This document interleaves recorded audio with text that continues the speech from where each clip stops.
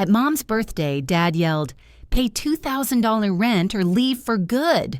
My brother sneered, "Good luck, little sister." I packed up, moved into my own place, and cut off all ties. The glass shattered on the floor with such a loud crash that all 30 guests in the living room fell silent. I froze, staring at the shards scattered at my feet. My heart was pounding so loudly that it seemed everyone could hear it. "Pay $2,000 in rent or get out and never come back," my father shouted right in my face. His voice boomed so loudly that even the music in the background seemed quiet. I felt my face burning with shame. Everyone was looking at me. Aunt Martha froze with a piece of cake on her fork. The Walters neighbors exchanged glances. My mother's friend Catherine covered her mouth with her hand. "Good luck with that, sis," Kyle said mockingly from the couch without taking his eyes off his phone. I could barely breathe. I tried to say something, but my throat was so tight I couldn't make a sound. Mom stood by the table with the cake, which had 56 candles burning on it. She looked away, as if the scene wasn't happening.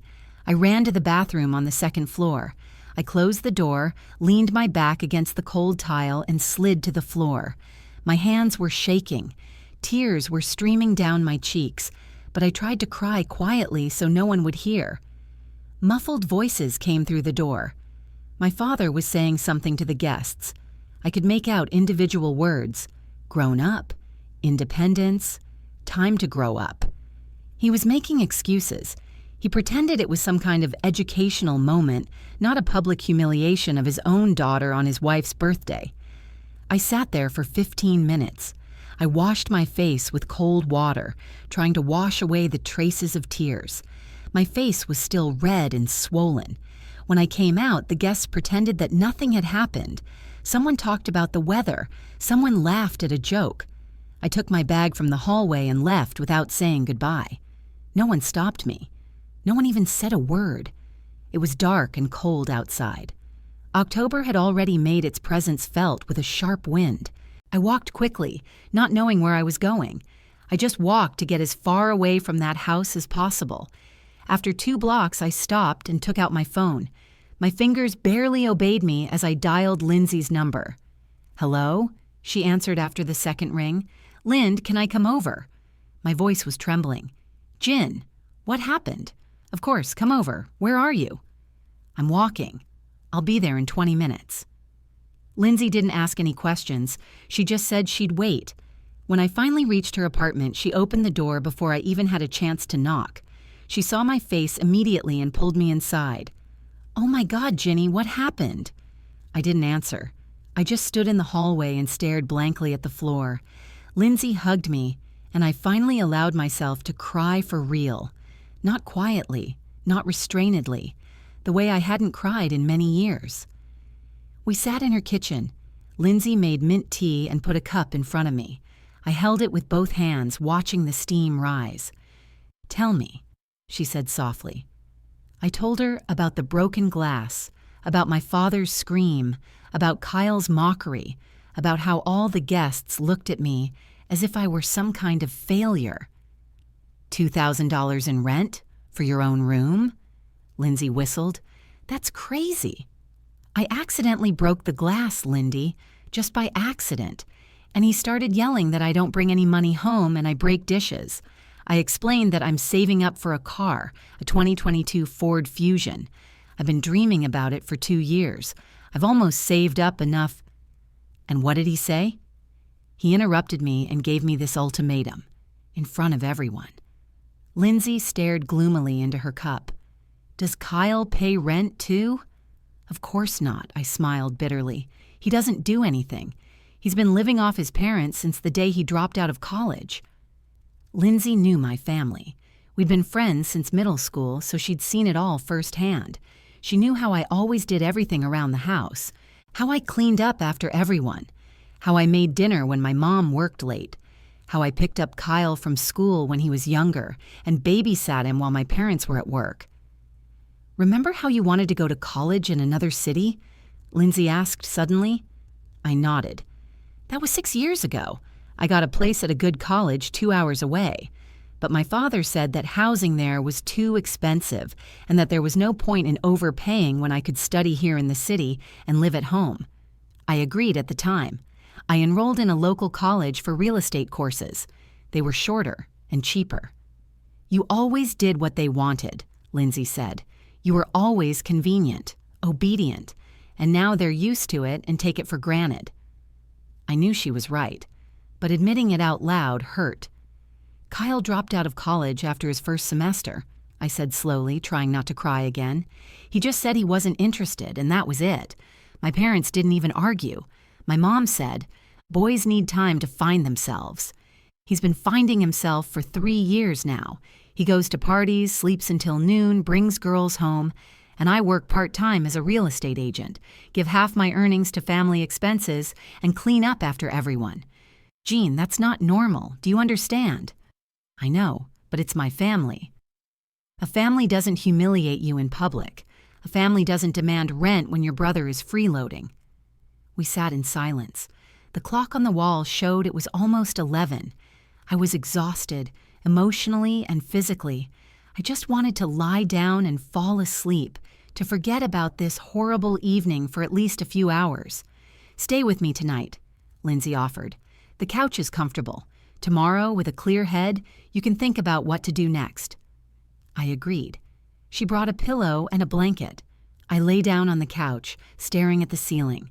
The same thoughts kept running through my head. $2,000 in rent. Where would I get that kind of money? My income barely reaches $1,500 a month.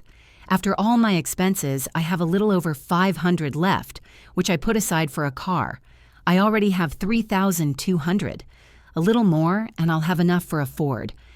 My father gave me 24 hours. I didn't know what to do. Part of me wanted to go back, apologize, beg for another chance. Another part, the one I usually suppressed, whispered that I should leave as soon as possible and forever. I didn't sleep almost all night. I just lay there and watched the sky slowly lighten outside the window. I remembered my childhood, how my father drove me to school in his truck before long trips, how my mother braided my hair in front of the mirror, how we all celebrated Christmas together, and it seemed like we were a real family. But that was a long time ago, a very long time ago. When Kyle was 14, he started complaining that he was bored at home. My parents bought him a new laptop. When I was 14, I asked for a new backpack for school. My father said the old one was still perfectly good. When Kyle dropped out of college, my parents said, "It's okay, he'll find himself." When I said I wanted to study in another city, my father said, "Why waste money? Study here." I was always the one who had to understand, who had to adapt, who had to sacrifice. And now I was lying on someone else's couch with no idea what to do next. Sometime around dawn, I finally fell asleep. I woke up to the smell of coffee. Lindsay was already awake, standing in the kitchen in her bathrobe, cooking something. "Good morning," she said when she saw that I was awake. "How did you sleep?" "Not very well," I admitted. She nodded as if she had expected that answer. She poured me some coffee and set a plate of toast and eggs in front of me. "Thanks," I whispered. We sat in silence. I sipped my coffee, trying to focus on the bitter taste so I wouldn't think about everything else. Lindsay read something on her phone, glancing at me from time to time. "What are you going to do?" she finally asked. "I don't know. I don't even know if he's serious. Maybe he just wanted to scare me?" "Jean, he said it in front of 30 people. He can't back down now. It's a matter of pride for him." I knew she was right. My father had always been like that. If he said something in public, he had to follow through. Otherwise, he felt weak.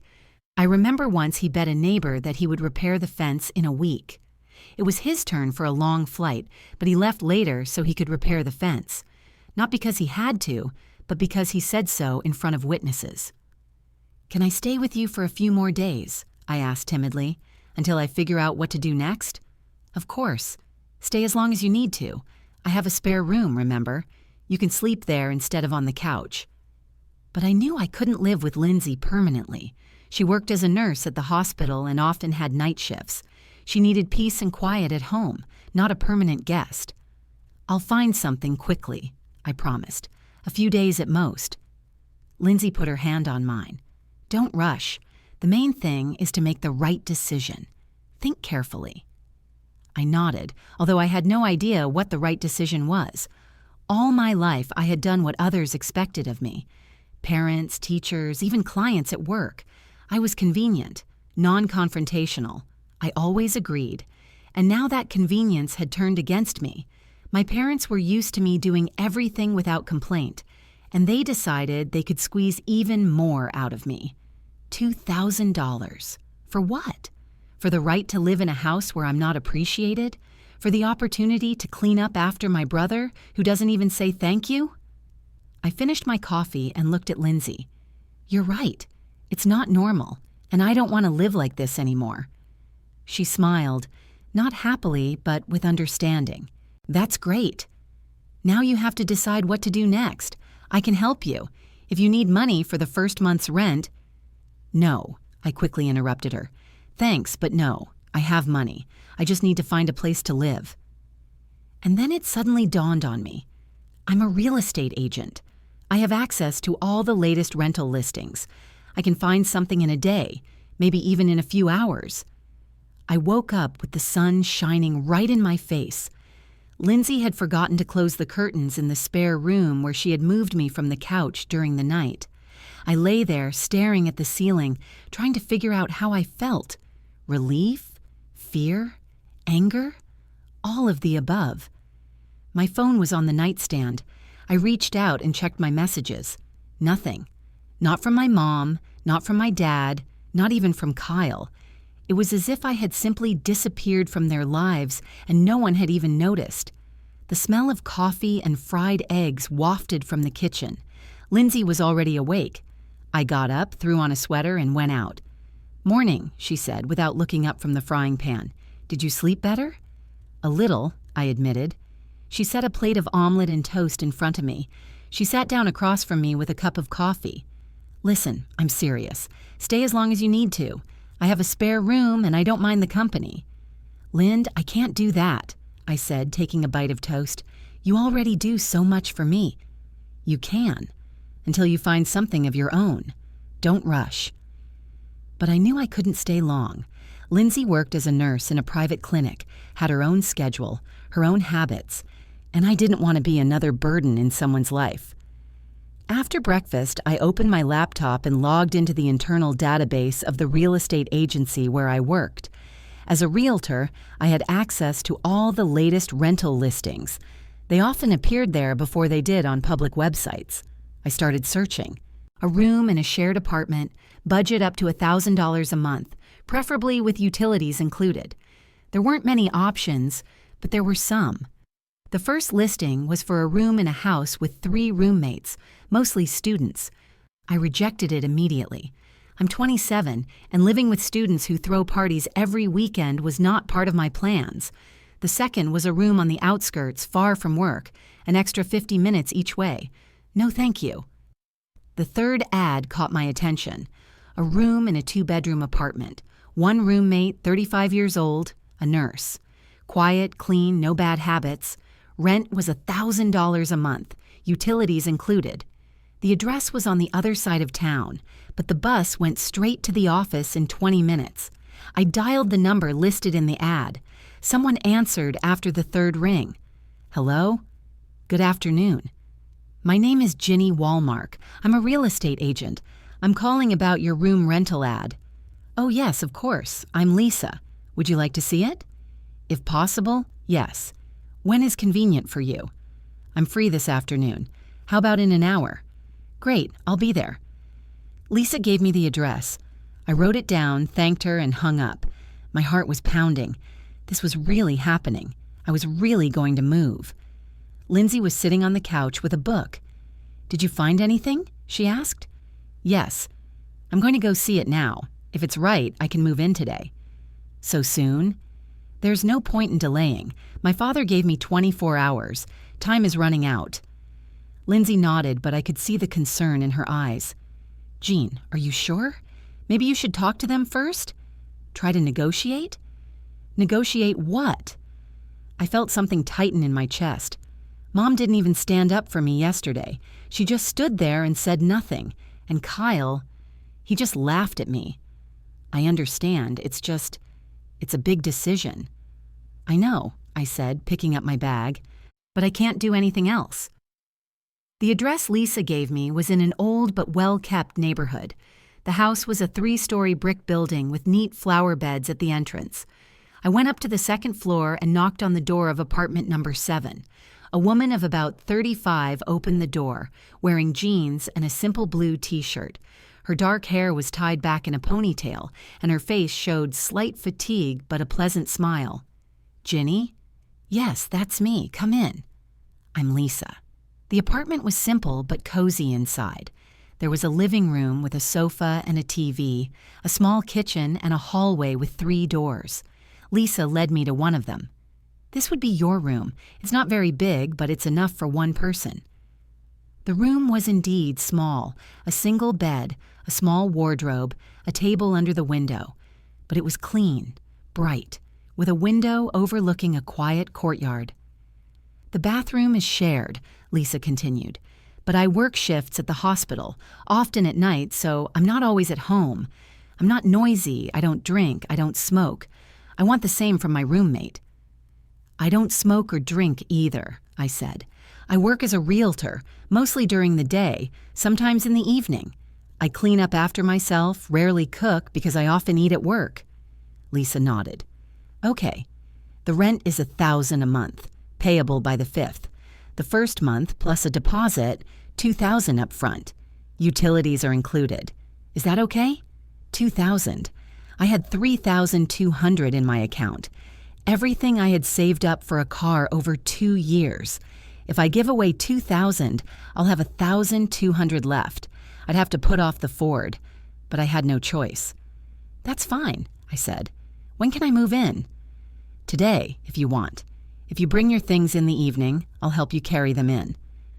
We exchanged contact information. I wrote a check for $2,000, my entire deposit plus the first month's rent. Lisa gave me the keys and the intercom code. "Welcome," she said. As I left the building, I felt a strange lightness. It was as if a huge weight had been lifted from my shoulders. I had my own place. I no longer depended on my parents. But now I had to do the hardest part. Go back home and get my things. I took out my phone and texted my mother. "I'll be there at 3 to pick up my things. I hope no one will be home." I sent the message and immediately turned off the sound. I didn't want to see the reply if there was one. I picked up my bag from Lindsay and thanked her again. "Did you find a place?" she asked. "Yes. I'm moving in tonight. I'm going home to get my things now." "Do you want me to go with you?" I wanted her to. I really wanted someone to be there, but it was my decision, and I had to deal with it myself. "No thanks. I'll be fine." The taxi took me to my parents' house in 15 minutes. I stood in front of the familiar door, holding the key in my hand. My heart was pounding so loudly that I could hear it in my ears. I unlocked the door and went inside. Silence. My father was supposed to be away on a business trip until the end of the week. My mother was at work until 6. Kyle. Who knows where Kyle was? Probably sleeping or hanging out with friends. I went up to my room on the second floor. I took 2 large suitcases out of the closet and started packing. Clothes, shoes, documents, laptop, chargers, cosmetics. A few books I loved. A photo of us all together, taken 10 years ago when we went to the lake. Back then, we still seemed like a happy family. I quickly filled both suitcases. I took them out into the hallway and went downstairs to get a few more things. My old house key was lying on the kitchen table. I put it where it always lay, on the hook by the refrigerator. Just then, I heard the front door open. Mom came into the kitchen and froze when she saw me with my suitcases. "Are you serious?" There was no anger in her voice, only exhaustion. "Do I have a choice?" I held the suitcase handle tighter than necessary. "Your father he didn't mean it. You know how he worries about money. The last flight was delayed, his salary was underpaid." "Mom, he said it in front of all the guests." I was humiliated. "Don't be dramatic. Family is family." "Then why is my family asking me for rent like I'm a stranger?" I felt my voice tremble. Kyle lives here for free. He doesn't do anything. He doesn't work, but he can live here just like that. And I have to pay $2,000? Kyle, he's still young. He's trying to find himself. He's 22. I'm 27, and at least I work. I clean, I cook, I help around the house. And what does he do? He lies on the couch all day. Mom stood silently and stared at the floor. Where are you going? She finally asked. I found a room in another neighborhood. Ginny. What Ginny? Have you ever stood up for me? Yesterday, when he yelled at me in front of everyone, where were you? Silent. As always. I felt something break inside me. All those years, I kept everything to myself. I was obedient, convenient. I didn't complain. I always did everything you wanted. My voice grew quieter. I gave up college in another city. I took real estate courses because it was cheaper. I gave half my salary to the family. I took care of Kyle. I cleaned, cooked, did everything. And what did I get in return? A $2,000 ultimatum? Mom looked up.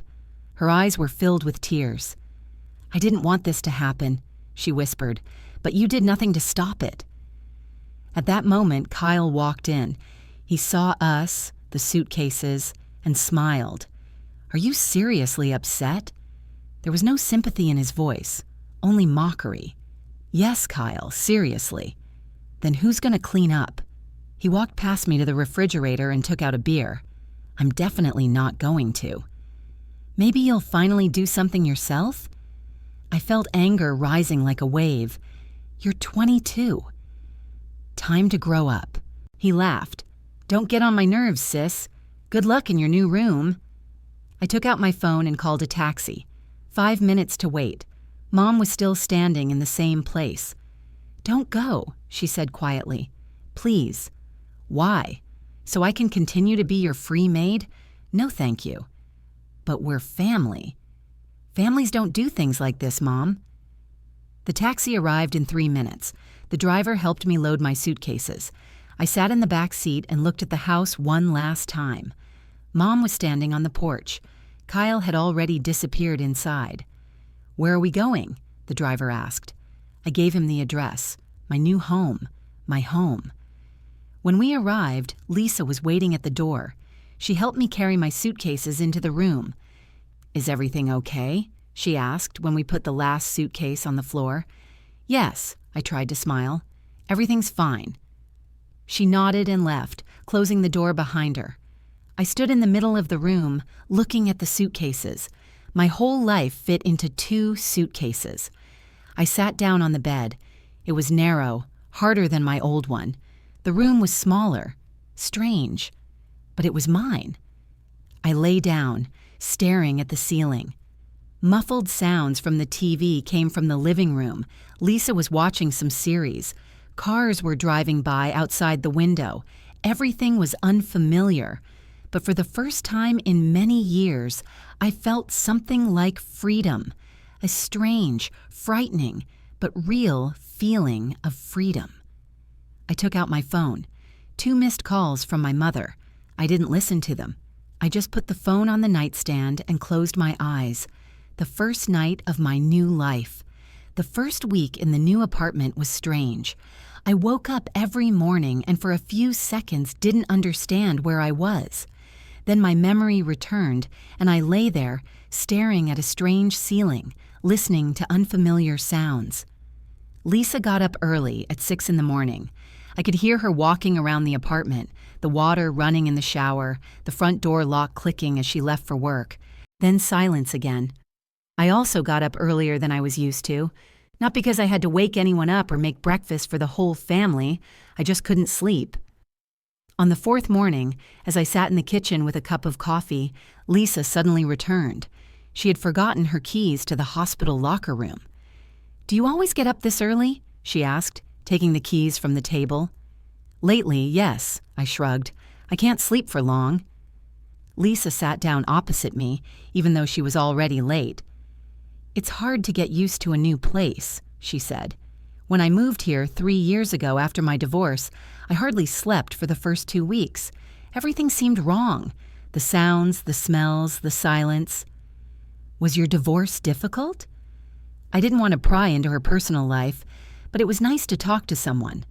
Not the worst. We just realized we weren't right for each other. He wanted children right away. I wanted a career. We parted without any drama, but it still hurt. She stood up and straightened her uniform. If you ever want to talk, I'm often home in the evenings. After my shift, I like to sit in the kitchen with a cup of tea. Join me whenever you want. After she left, I sat in the kitchen for a long time. I liked this apartment. It was clean, quiet, without the constant, "Jeannie, do this, Jeannie, bring that." I could just sit and drink coffee. No rush, no one to serve. At work, I tried to focus, but I kept catching myself checking my phone. No messages from my family, not from my mom, not from my dad, not even from Kyle. It was as if I had just disappeared from their lives and no one even noticed. Marcus, my colleague with whom I shared an office, noticed that I was staying late. I usually left at 5 to get home in time to make dinner. Now I sat until 7, sometimes 8, sorting through paperwork, answering emails, updating the customer database. "Problems at home?" he asked one evening when we were both still in the office at 7:30. "There is no home anymore," I said, without looking up from my computer. "Now I just have a place to sleep." Marcus was silent for a few seconds. "Do you want to talk about it?"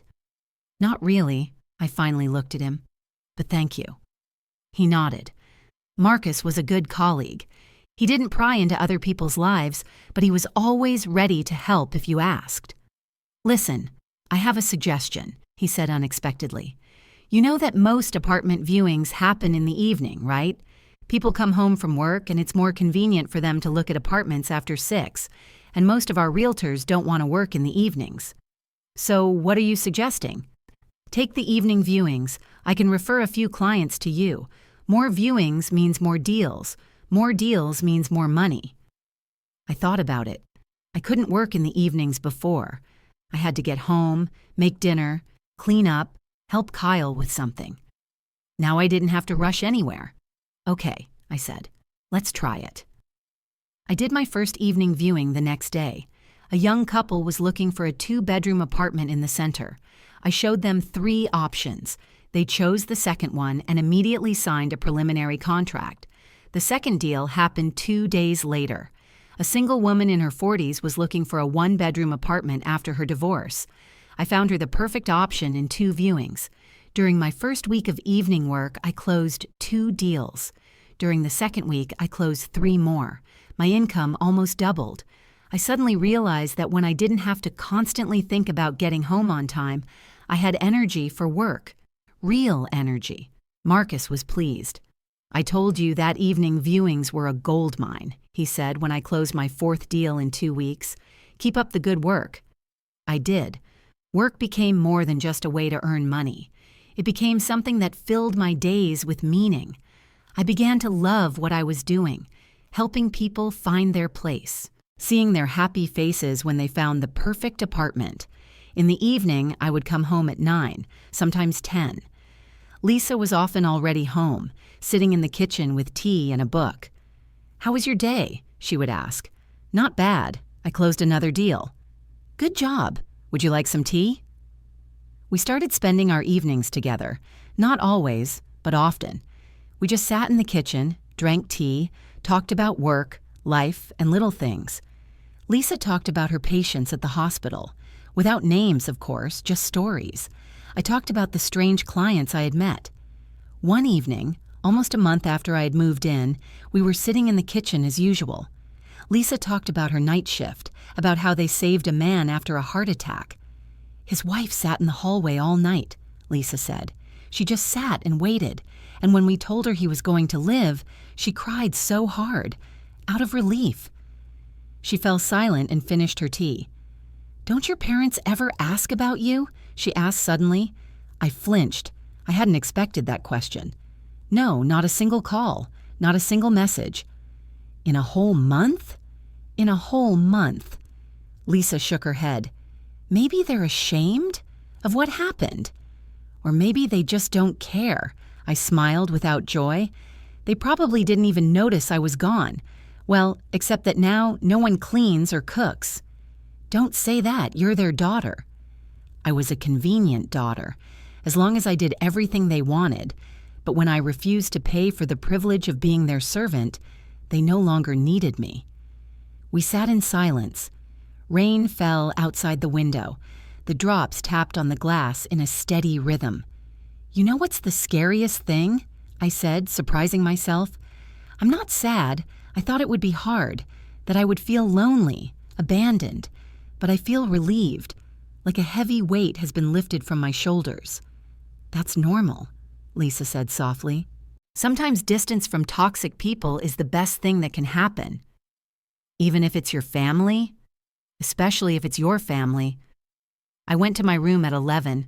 I lay on my bed staring at the ceiling. My phone was on the nightstand. I reached out and picked it up. No missed calls. Part of me wanted to call them myself, to hear my mother's voice, to ask how they were doing, but another part of me, the part that had just learned to say no, whispered that I didn't owe them anything, that if they really cared, they would have called first. I put the phone back and closed my eyes. I was falling asleep when the phone suddenly rang. I grabbed it, my heart pounding. The screen lit up with Mom. I stared at the screen, not knowing what to do. Answer? Hang up? Just watch it ring? On the 5th ring, I answered. Hello?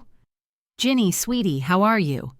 Mom's voice was tense, as if she had rehearsed this conversation. Fine, Mom. I'm working. Okay. Listen, your dad and I have been thinking. Maybe you should come back. I was silent. Something tightened in my chest. Dad agrees to lower the rent to $900, my mother continued. That's cheaper than your room in a shared apartment, isn't it? $900 versus the $1,000 I'm paying now, $100 a month in savings. But for some reason, it didn't seem like a good deal. And you know, it's hard for us without you. My mother's voice became quieter. No one cleans properly. Kyle doesn't lift a finger. The dishes are piling up. There's so much dust. I felt something break inside me. So you need a maid who will also pay you $900 a month? Don't say that. You're our daughter. We just want you to come home. To the house where my father yelled at me in front of 30 people? To the house where Kyle does nothing but live for free? To the house where no one even called to see if I was alive in a month?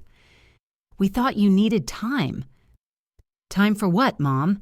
Time to realize how much you need me? I get it. You need me as free labor. Labor that will pay for the privilege of working for you. Ginny. No, I'm fine here. I have a place to live, a job, a neighbor who at least asks how I'm doing, something my own family didn't do for a whole month. Don't be so selfish. Selfish? For 27 years, I did everything you wanted. I gave up college in another city. I gave you half my salary. I cleaned, cooked, and babysat Kyle. And when I finally refused to pay $2,000 for the right to continue doing all this, I'm selfish? Mom was silent. Okay, Mom, I'll think about your offer. I hung up without waiting for an answer. My heart was pounding so hard I could hear it. My hands were shaking. I had never spoken to my mother like that before. I had never raised my voice or argued with her. But now I didn't feel guilty. I felt angry. Pure, burning anger that they thought they could just call me back. That $900 instead of $2,000 was such a big concession, that I should be grateful for the opportunity to pay for the right to be their servant. I got up and went into the kitchen. Lisa was still awake, reading something on her tablet. Everything okay? She asked when she saw me. Mom called. They're offering me to come back for $900 rent. Lisa put down her tablet. And what did you say? I said I'd think about it, but I already know the answer. What is it? No, I'm not going back there, ever. Lisa nodded. Right decision. Want some tea? We sat in the kitchen until 2 a.m. We just talked. About life, about family, about how hard it is sometimes to let people go, even if they hurt us. When I finally returned to my room, I felt a strange calm, as if something had finally matured and settled inside me. I had made a decision, and it was the right one. The phone didn't ring again that night. I fell asleep almost immediately, for the first time in a month, soundly and peacefully. The next morning, I woke up with a heavy head. I had hardly slept after talking to my mom. I lay in the dark, replaying her words over and over in my head. $900 versus the $1,000 I was paying now. $100 a month in savings. $1,200 a year. Not bad money. Plus, my old room was bigger, and I knew every corner of that house. I didn't have to get used to unfamiliar sounds and smells. I got up and made coffee. Lisa had already left for work. There was a note on the table. "I left you some omelet in the fridge. Heat it up in the microwave. Have a nice day." I smiled as I read the note. Lisa often did that. She would cook a little extra and leave it for me. We weren't close friends, but she was kind, thoughtful. I ate the omelet standing by the window. I looked out at the street where people were rushing to work. I thought about my mother, about what she said and what she didn't say. "It's hard for us without you." Not "we miss you," not "we want you back because you're our daughter." But it's hard. Because there's no one to clean up. Because Kyle doesn't want to lift a finger. But part of me, the old, obedient Ginny who always did what she was told, whispered, maybe they really have changed? Maybe Dad realized he'd gone too far? Maybe this was their way of apologizing? I got my phone. No new messages from Mom. I thought about it. Saving $100 a month wasn't bad. I'd save up for a new car faster. The Ford Fusion I'd been dreaming of.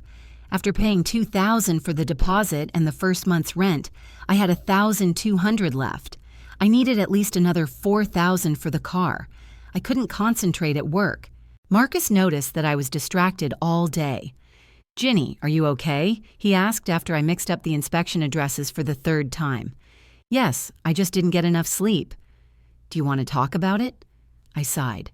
"My mom called yesterday. They want me to come back. They're offering to lower the rent to $900. Marcus put down the papers he was looking at. "And you're thinking about it?" "I don't know. It's $100 cheaper than what we're paying now."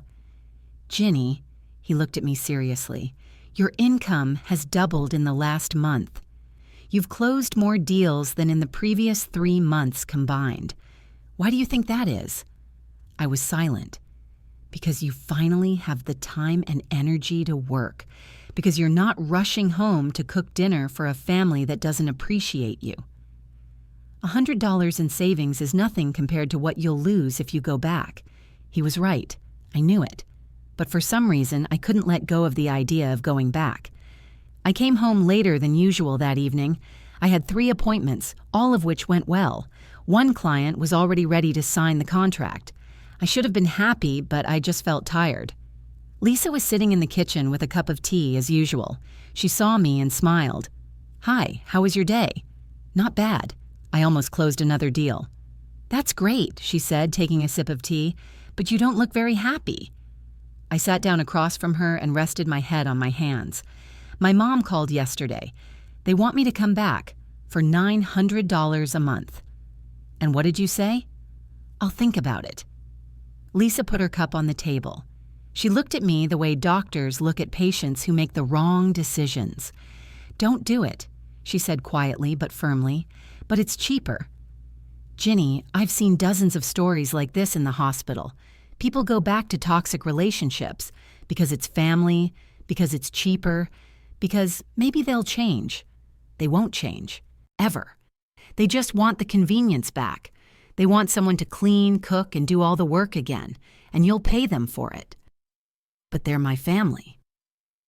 Family doesn't humiliate you in public. Family doesn't ignore you for a whole month. Family doesn't only call when they need a maid. I knew she was right, but for some reason I couldn't just say no. Part of me still wanted to believe that everything could work out. I hardly slept that night. I lay there staring at the ceiling. I thought about my mom, my dad, Kyle. About the house where I grew up. About my old room with posters on the walls that I had put up when I was still in school. About the familiar creak of the stairs. About the smell of my mother's coffee in the morning. By dawn, I had made my decision. I would go back. I would give them another chance. Maybe things really would be different. I called my mother at 8 in the morning. "Mom, it's me." I'm coming back." "Really?" Her voice sounded relieved. "That's wonderful, sweetie. When?" "On Saturday, I'll bring my things." "Okay, we'll get your room ready. Everything will be just like before." Just like before. Those words should have made me wary, but I didn't pay any attention to them. I told Lisa at breakfast. She didn't say anything. She just nodded and left the kitchen. I saw the disappointment in her eyes. I spent the next 2 days packing my things. I postponed posting an ad for a new roommate for Lisa. She would have to find someone else. I felt guilty towards her. She gave me a roof over my head when I ran away from home, and I was leaving her after 2 months. On Friday evening, we sat in the kitchen for the last time. Lisa was quiet, pensive. "Are you sure?" she finally asked. "Yes," I tried to sound convincing. "It's my family. I have to try." "Okay," she got up. "Then I wish you luck." On Saturday morning, I called a taxi. I loaded my suitcases. Lisa helped me carry them downstairs. We stood at the entrance, not knowing what to say. "Thank you for everything," I said. "You saved me back then." "You're welcome. Just remember, if something goes wrong, you always have a place to come back to.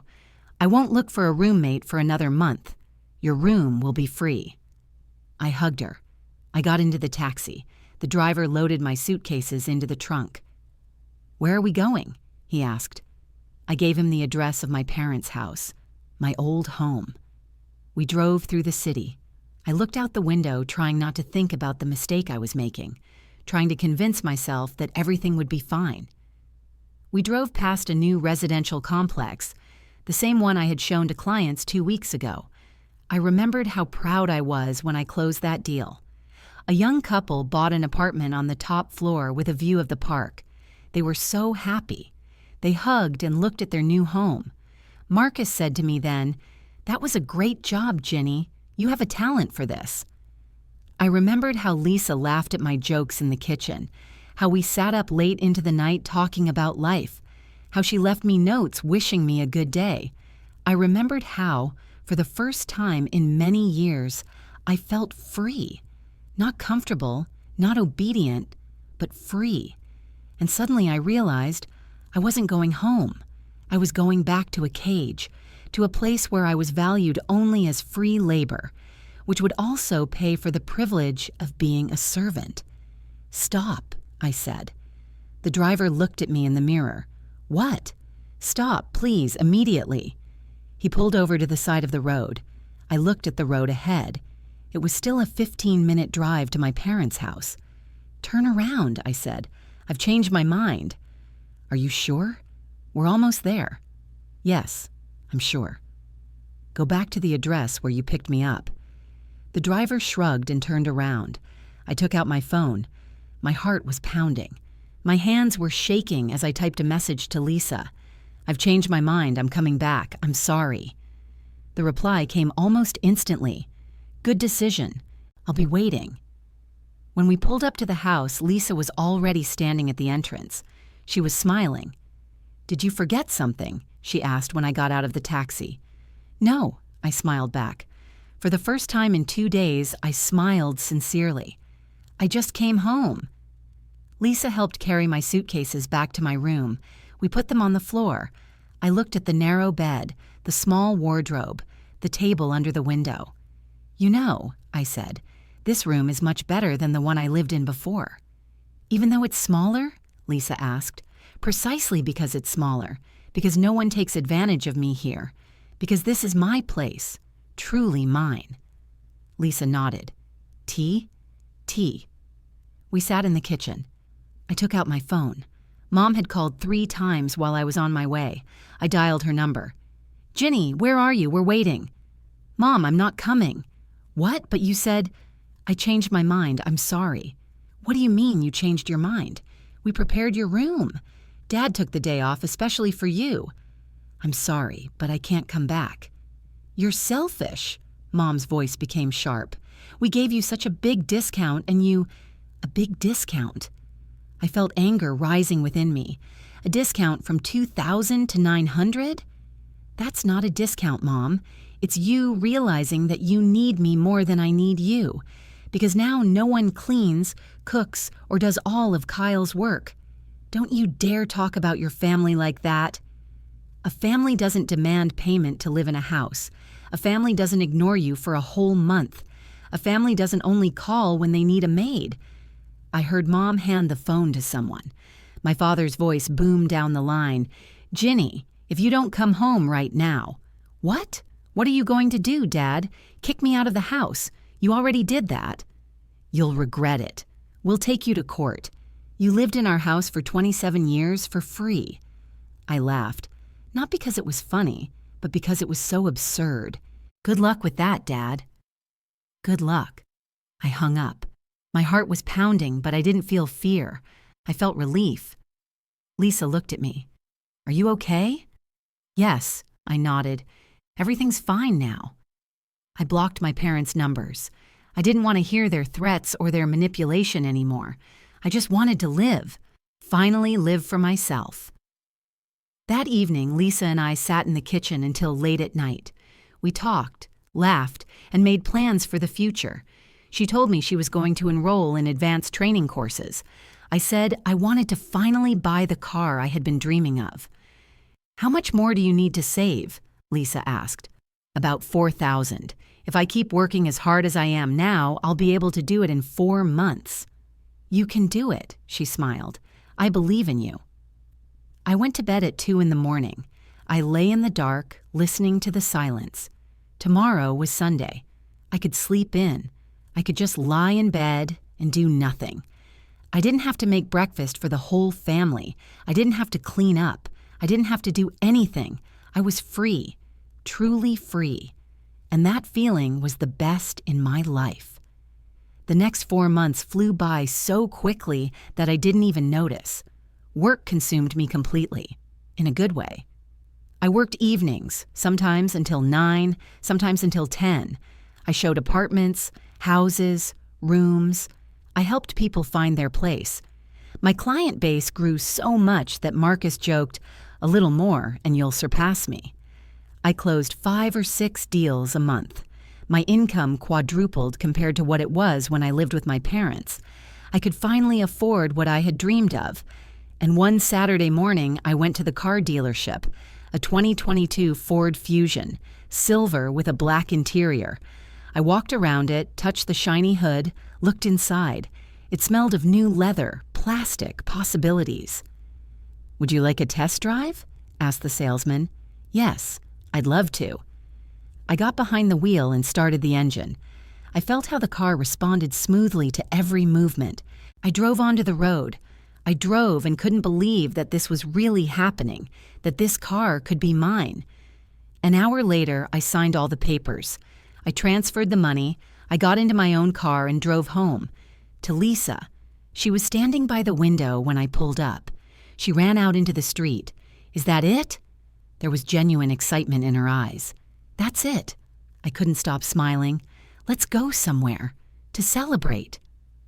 We went to a cafe on the other side of town. We sat on the terrace, drank coffee, laughed. Lisa talked about her work, how they saved a child who almost choked to death. I talked about a client who wanted to buy a haunted house. "Really?" Lisa laughed so hard that tears ran down her cheeks. "Absolutely. He said it added character." Lisa had become a true friend to me over those months. She didn't replace my family. Nothing can replace family. But she showed me what a healthy relationship can be like. When people value each other, when they don't use each other, when they're just there for each other. We started cooking dinner together when we were both home. We watched TV series on Fridays. We went for walks on the weekends. I felt like more than just a roommate. I felt like part of something good. That Saturday evening, when I returned home with Lisa after celebrating the car, I went to check the mailbox, bills, advertisements, and an official envelope. I opened it right there by the mailbox. I started reading. I couldn't believe my eyes. A court summons. Plaintiffs Ethan and Annette Crosby. Defendant Ginny Volmark Crosby. Claim $24,000 for unpaid rent for 27 years of living in the plaintiff's home. I read the document 3 times. It couldn't be a joke. Official court form, seal, signatures. My parents had sued me. They were demanding $1,000 for every year of my life with them. I went up to the apartment. Lisa immediately noticed that something was wrong. What happened? I silently handed her the papers. She read them, and her face showed increasing shock. This is a joke, right? She finally said. No, it's real. Lisa sat down on the sofa. She started laughing. Not out of joy, but out of the absurdity of the situation. This is the most ridiculous thing I've ever seen. Do they really think this will work? That the judge will say, "Oh yes, parents have the right to demand payment for performing their parental duties"? I don't know what they're thinking, I said, sitting down next to her, but I need a lawyer. The following Monday, I went to Tessa Lombard's office. She was a young woman in her 30s with dark hair pulled back in a tight bun. Marcus recommended her, saying she was the best in family law. I told her the whole story, about the birthday, the ultimatum, the move. I showed her the court summons. Tessa read the document, and her face grew more and more incredulous. "Are they serious?" she finally said. "No judge in their right mind would grant such a claim. Parents are obligated to support their children until they reach adulthood free of charge. It's a legal obligation. You didn't sign any lease or expense reimbursement agreements?"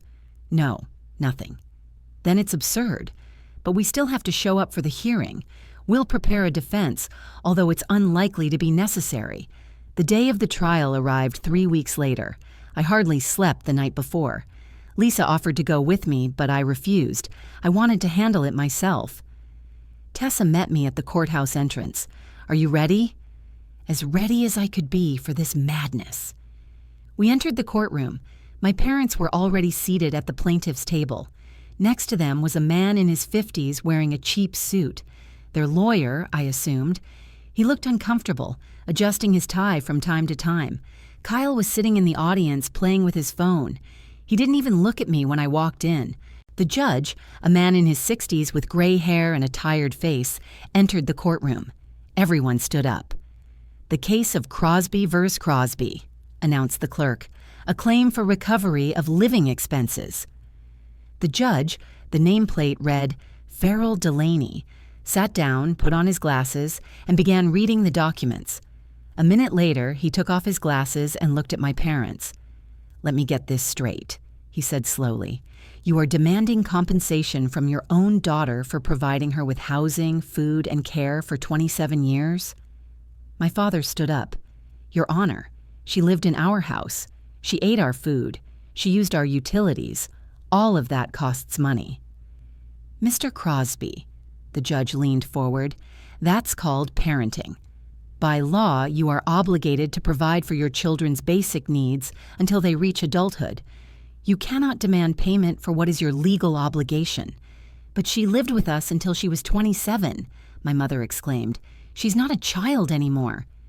"Did you sign a lease agreement with your daughter after she reached the age of majority?" the judge asked. "No, but did you officially demand payment for her accommodation?" "We told her to pay $2,000 a month, but she refused." "After 27 years of free accommodation, you suddenly decided to demand payment?" The judge looked at the papers again. "And when she refused, you simply counted all the years she had lived with you and decided that she owed you money?"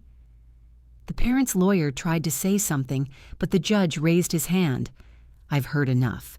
This lawsuit has no legal basis. Parents cannot sue their own children for compensation for performing parental duties. The lawsuit is dismissed in its entirety. The costs of the proceedings shall be borne by the plaintiffs." He turned to me. "Miss Crosby, I wish you a happy future. And if you'll allow an old man to give you some advice, sometimes the best family is the one we choose for ourselves, and not the one that fate has brought us together with." I nodded, unable to speak. I felt a strange mixture of relief and sadness. Tessa squeezed my hand. "Let's go," she whispered. We left the courtroom. My parents tried to say something, but I just walked past them. I didn't look at them. Behind me, I heard Kyle's voice. "You think you're better than everyone else?" I stopped. I turned around. "No, Kyle. I don't think I'm better than everyone else. I just won't let you use me anymore, that's all." I walked away without looking back. At the court exit, Tessa smiled. That was the easiest hearing of my life. Did they really think they had a chance? I don't know what they thought, but now it's over. The following week, I learned that the story of the absurd lawsuit had spread throughout the city. Someone who had been at the hearing posted about it on social media. The post went viral. People laughed, were outraged, and shared their own stories about toxic parents. I went to the grocery store to do some shopping. The cashier, a woman in her 40s whom I had seen there many times before, looked at me in a peculiar way. "You're the girl from the court, aren't you?" she asked quietly. "I read about it online." I nodded, not knowing what to say. "Hang in there," she smiled sympathetically. "My sister had toxic parents, too. I know how hard it is. You did the right thing." I thanked her and left. I felt strange. On the one hand, I was uncomfortable that strangers knew my story. On the other hand, it was nice to feel supported. Marcus saw the post too. "Ginny," he said the next day at the office, "I'm proud of you. Not everyone can stand up for themselves like that." Over the next few weeks, I heard from clients that their parents had become the laughing stock of their neighborhood. Neighbors were discussing the court case. Someone even printed T-shirts with the slogan, "I owe my parents for my childhood too," and sold them online. I felt a little sorry for my parents. Despite everything, they were still my parents, but not sorry enough to go back or forgive them. One Saturday morning, I was sitting in my Ford. I don't know why, but I drove to my old neighborhood. I pulled up to the house where I grew up. I just sat in the car and looked. The house looked the same. So familiar and yet so foreign. Suddenly, the front door opened. My mother came out onto the porch. She saw my car. Our eyes met. I saw something like regret in her eyes. Or sadness. I don't know. I started the engine. I drove away slowly. I looked in the rearview mirror as the house grew smaller and smaller until it disappeared around the bend. I didn't know if I would ever make peace with my family. Probably not. Maybe in many years, when they realize they were wrong, or when I become strong enough to forgive. But I didn't need that now. Now I had a different life, a job I loved, a friend who appreciated me, the car I had dreamed of, an apartment where I was not a servant, but a person. I drove up to the coffee shop where Lisa and I liked to sit. I ordered coffee and sat by the window. I watched the people passing by. Everyone was rushing somewhere. Everyone had their own stories, their own problems, their own victories. Lisa wrote, "Where are you? I thought we'd go shopping together." I replied, "At the coffee shop on Maple. Come join me." 15 minutes later, she walked in, smiling. She ordered a latte and sat down across from me. "How are you?" she asked. "Fine," I smiled. "Really fine." And it was true. My life wasn't perfect. I still sometimes miss the days when I was little, and it seemed like my parents loved me just for being me. I still sometimes felt empty where my family should have been, but now I was free from toxic relationships, from constant guilt, from the need to be convenient. I lived for myself, and it was the best thing that ever happened to me. Family is not always blood. Sometimes it's the people we choose. People who see us as human beings, not tools. People who value us not for what we do, but for who we are. And I finally found those people. The broken glass, my father's screams, the court hearings, all of that is in the past now. Like scars that remind me of the difficult path I've traveled, but they don't hurt anymore. They're just part of my story. The story of how I found myself and my place in the world, in